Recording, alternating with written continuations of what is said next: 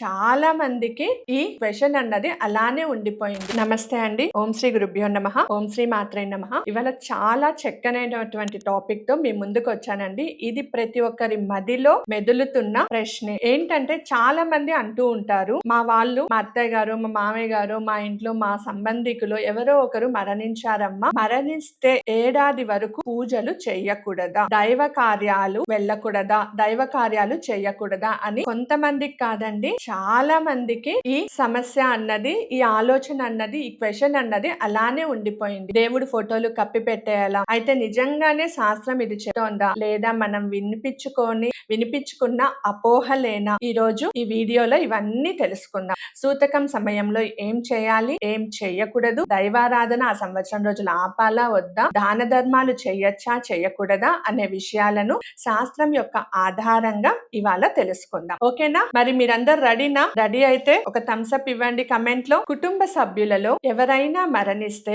ఏడాది వరకు ఎటువంటి పూజలు చేయకూడదని, దైవ సంబంధితమైనటువంటి కార్యాలు, విరాళాలు, చందాలు ఇవ్వకూడదని ప్రచారం చేస్తున్నారు. కొందరైతే మరీ దారుణమండి, కనీసం దీపం కూడా వెలిగించరాదు, దేవతలందరినీ ఒక బుట్టలో చుట్టి అటక మీద పెట్టేయాలి, అలానే పెట్టేస్తున్నారు. సంవత్సర కాలాన్ని అయిపోయిన తరువాత మరుసటి ఏడాది దేవుళ్ళ చిత్రపటాలను దింపి శుభ్రం చేసి పూజ చేశారు. అంటే ఆ వ్యక్తి మరణించిన ఇంట్లో ఏడాది పాటు దీపారాధన, దైవ పూజకు నివేదన ఉండదు అన్నమాట. ఇది సరైన పద్ధత, ఇదే శాస్త్రం చెప్పిందా అని మీరు ఎప్పుడైనా ఆలోచించారా? దీపం లేని ఇల్లు శ్మశానంతో సమానమని పెద్దవాళ్ళు చెప్పారు.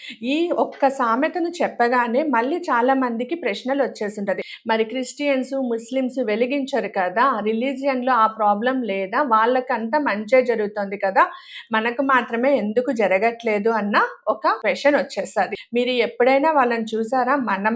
మనం చేయాల్సిన పనులను ఒకటి రెండు మర్చిపోతామేమో, కానీ క్రిస్టియన్స్ కానీ ముస్లిమ్స్ కానీ చాలా చక్కగా వారి యొక్క ప్రార్థనలు కావచ్చు, అలాగే వాళ్ళు చేసే పద్ధతులన్నీ చేయాల్సినవి మాత్రం ఖచ్చితంగా చేస్తూనే ఉంటారు. దీపం శుభానికి సంకేతం. ఎందుకు దీపం లేని ఇల్లు శ్మశానం అన్నారో కూడా తెలుసుకోండి. దీపం శుభానికి సంకేతం. దీపం ఎక్కడ వెలిగిస్తే అక్కడ దేవీ దేవతలు కొలువై ఉంటారు. ప్రతి ఇంట్లోనూ నిత్య దీపారాధన జరగాలి.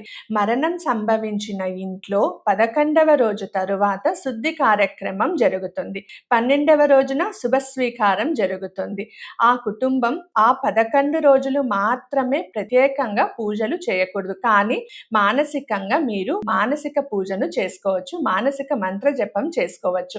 అంతవరకే శాస్త్రంలో చెప్పబడి ఉంది. అంతేకాని ఏడాది పాటు దీపం వెలిగించకూడదు, పూజలు చేయకూడదు అని ఎక్కడ చెప్పలేదు. ఇంకొక అపోహ ఏంటంటే ఏడాది వరకు ఆలయానికి కూడా వెళ్ళకూడదు అని. ఇది కూడా పూర్తిగా సరైనది కాదు. ఇంతకు ముందు ఎలా భక్తితో దేవాలయాన్ని దర్శనం చేస్తూ ఉన్నారో అలాగే కొనసాగించవచ్చు. కొత్త వ్రతాలు, కొత్త పూజలు, కొత్త దీక్షలు మాత్రం ప్రారంభించకూడదు. అంతేకాని నిత్య ప్రార్థనలు, నామస్మరణ, దీపారాధన ఆపవలసిన అవసరం అస్సలు లేనే లేదు. ఇప్పుడు ఇంకొకటి చాలా ముఖ్యమైన విషయం ఏంటంటే, సూతక సమయంలో దైవ కార్యాలకు విరాళాలు ఇవ్వకూడదని కొంతమంది అంటారు. కానీ నిజానికి ఈ సమయంలో చేసిన దాన ధర్మములు విశేష ఫలితాన్ని ఇస్తుంది. దేవాలయ సేవలు, అన్నదానాలు, దైవ కార్యక్రమాలు సహాయం చేయడం వల్ల పితృదేవతలకు శాంతి కలుగుతుంది అని, చనిపోయిన ఆత్మకు ముక్తి, వారికి శక్తి లభిస్తుంది అని శాస్త్రాలు చెప్తున్నాయి. అందుకే పూర్వకాలంలో శాశ్వత సేవలు, ఉభయాలు ఏర్పాటు చేశారు. నిజానికి సూతకంలో ఉన్న సమయంలో సంధ్యావందనం చేయాలని, అర్ఘ్య ప్రధాన్యం చేయాలని, బాహ్యంలో చేసి మిగతాది మానసికంగా చేయాలని శాస్త్రం మనకి ఎప్పుడో చెప్పింది.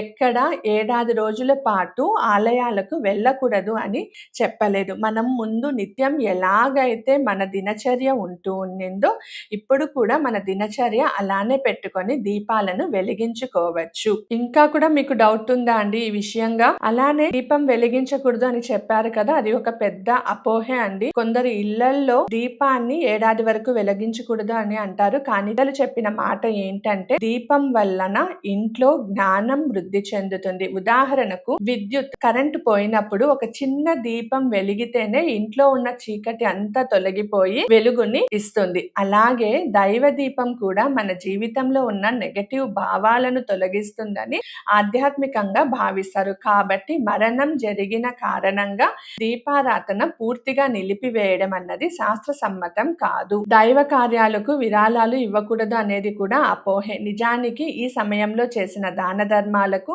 మరింత పుణ్యం లభిస్తుంది. ఉదాహరణకు అన్నదానం చేయడం, ఆలయంలో నిత్య దీపానికి నూనెని ఇవ్వడం, గోశాలకు సహాయం చేయడం, పేదలకు భోజనాన్ని పెట్టడం వంటి పనులు పితృదేవతలకు శాంతిని కలిగిస్తాయని మన శాస్త్రాలలో చెప్పింది. అందుకే పూర్వకాలంలో చావు కుటుంబాలు తమ తల్లిదండ్రులు గుర్తుగా ఆలయాలలో నిత్య అన్నదానాలు, సేవలు ఏర్పాటు చేశారు. ఎందుకంటే దైవ సేవ ఇప్పుడు ఆగకూడదు అనే భావన వారికి ఉండేది. మరొక ముఖ్యమైన విషయం ఏంటంటే, మనం ప్రతిరోజు భక్తితో పూజించే దేవీ దేవతలను ఒక్కసారిగా బుట్టలో చుట్టి మూలన పెట్టేయడం కూడా సరైన విషయం కాదు. మనం నిత్యం ఆరాధించే దేవతలను మన ఇంటికి ఆధ్యాత్మిక శక్తిని ఇస్తారనేసి నమ్మకం. అలాంటప్పుడు వారికి ధూపం, దీపం, నైవేద్యం ఇవ్వకుండా పూర్తిగా పక్కన పెట్టడం భక్తి భావానికి విరుద్ధం అవుతుంది. ఒక ఎగ్జాంపుల్ మీరే తీసుకోండి, మిమ్మల్ని మీరే తీసుకోండి. మీకు ఏదన్నా యాక్సిడెంట్ అయ్యో, ఇబ్బంది అయ్యో, మీ అవయవాలు, కాళ్ళు, చేతులు ఏమన్నా అవయవాలు పాడైందనుకోండి, మిమ్మల్ని కూడా భోజనము, టిఫను, మీకు కావలసిన సదుపాయాలు ఏమీ చేయకుండా ఒక మూలన పెట్టేస్తే మీరు ఎలా బాధపడతారు? ఇది కూడా అలాగే అండి. చనిపోయిన ఇంట్లో దీపాలను చక్కగా పెట్టుకోవచ్చు. ఇంకా మీరు దీపం పెట్టడం ద్వారా ఆ చనిపోయిన ఆత్మకు ఆ వెలుగులో తనకు దారి కనిపించి మృత్యులోకం నుంచి తను పుణ్యలోకాలకు వెళ్ళి తను అక్కడ నుంచి ఇంకొక జన్మని తీసుకుంటారు. కాబట్టి ఇంట్లో ఎవరైనా మరణిస్తే భక్తిని మానేయాలని కాదు, మరింత ఆత్మశాంతితో భగవంతుణ్ణి స్మరణతో పూజించాలి. అపోహలను నమ్మకుండా శాస్త్రమైనటువంటి విషయాలను తెలుసుకొని ఆచరించడం మన బాధ్యత. దైవ ఆరాధన ఎప్పుడు మన జీవితాన్ని వెలుగులో చూపించే మార్గాన్ని గుర్తించుకోవాలి. అర్థమైందా అండి? ఎవరైనా ఇంట్లో మరణిస్తే సంవత్సరం పాటు దీపాలు పెట్టడం, పూజలు చేయడం ఆపేస్తారా? అలానే మనం నిత్యం అర్చించబడే దేవీ దేవతలు అలా ఏడాది పాటు ధూపదీపాలు లేకుండా ఉంటే చాలా కష్టము. మనము ప్రతిరోజు దీపారాధన చేస్తూ ఉంటే, దైవారాధన చేస్తూ ఉంటే ఇంటికి కానీ ఇంటి సభ్యులకు కానీ ఎలాంటి దోషాలున్నా వాటన్నిటినీ ఆపే శక్తి ఆ ఇంట్లో చేసే దైవ ఆరాధనకు ఉంటుంది. కావున ఏ భయము లేకుండా ఎన్నడూ ధైర్యంతో దైవారాధన, దీపారాధన మానకుండా చేయండి. పూజలు తప్పకుండా చేయండి. మీకంతా శుభం కలుగుతుంది. అలాగే పితృదేవతల యొక్క ఆశీస్సులు మీకు నిరంతరం ఉంటుంది. ఈ వీడియో మీకు నచ్చినట్లయితే లైక్ చేసి షేర్ చేయండి. అలానే కొత్తగా చూస్తున్న వాళ్ళు ఛానల్ని సబ్స్క్రైబ్ చేసుకోండి. మీకు ఇలాంటి మరిన్ని ఆధ్యాత్మికమైన విషయాలు, అలాగే చాలా అన్ని కోర్సెస్ ఫ్రీగా నేర్పిస్తున్నాము. దయచేసి ఛానల్ని సబ్స్క్రైబ్ చేసుకొని ఫాలో అవ్వండి. సర్వే జన సుఖినో భవంతు, సమస్త సన్మంగళాని భవంతు. ఓం శ్రీ గురుభ్యో నమః. ఓం శ్రీ మాత్రే నమః. స్వస్తి.